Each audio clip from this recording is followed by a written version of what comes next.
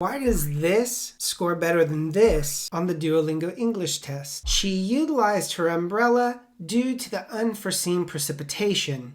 That is not a great sentence, even though most students think it is. Most students feel, I got good vocabulary, got good grammar, got a big sentence, so they think it's going to score high. But the DET, it doesn't want something like this because this is a photo. It says one still moment. It actually wants a movie. It wants you to use a word and show how it moves people through a sentence. There are 3 levels to knowing a word, and I want you to know this because it's going to help you to get a higher score. The first level of knowing a word is that you can recognize it. You see it, you know that you saw the word before. Maybe if somebody says it, you can match the definition. Or perhaps you read it in a dictionary and can say, that's what that word is. The second level is that you can hear it and immediately understand it. So if I tell you a word like immobile, you already know that this word means you cannot move. The third level, though, and this is where people never go, is that they can understand a word when they hear it, but they can also use it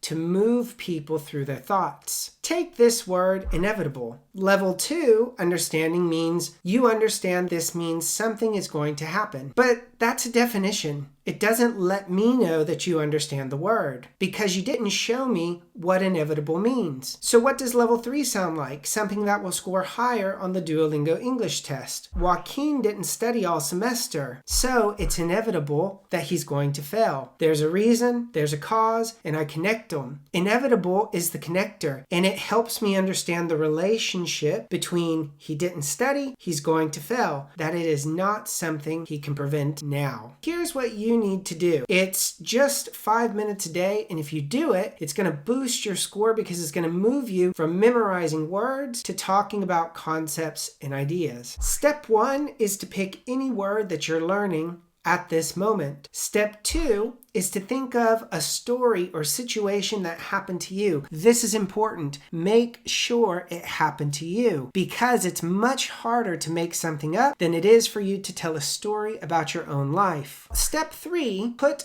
a cause in front of your word. You want to say, here's the reason something's going to happen. Step 4 is to put a result after your word. It should be cause, your word, result. Then step 5 is to put it all together. Once you do that, you have a good story that you can use for the vocabulary word that you just learned. You can practice this by talking to someone in English, writing it, or even just saying it out loud. And if you do that with a word you're learning for 5 minutes a day, it's going to reduce your chances of forgetting the word and is going to prove on the test that you actually know what you're saying. And here's the thing that nobody tells you. Memorizing more words and trying to match them with a picture when you see it, that's actually more difficult. It's much easier to think, here's the idea I have, let me use the English word to say that idea. And it's much easier because you're just taking what you already know and you're connecting it in English. It sounds more difficult, but it's not. One of my students, they had all the words memorized. They knew everything they were saying. They showed me a notebook and they had word and word and word and word, and then they had the English definition. When they spoke, it sounded like a soup sandwich. They were using all these big words, but I couldn't understand what they were saying. This student took the DET 3 times. She got a 90, then she got a 91, and finally, the highest she could reach was a 95. That's not a vocabulary problem anymore. That's a thinking problem. She's not pulling the logic from her first language into her second language. She's not thinking about the English idea. She's getting stuck on the words. We changed one thing. I stopped giving her lists of vocabulary words to memorize, and instead I gave her ideas in her first language and said, tell me this in English. But you're not allowed to use the same words that you see. If you translate them,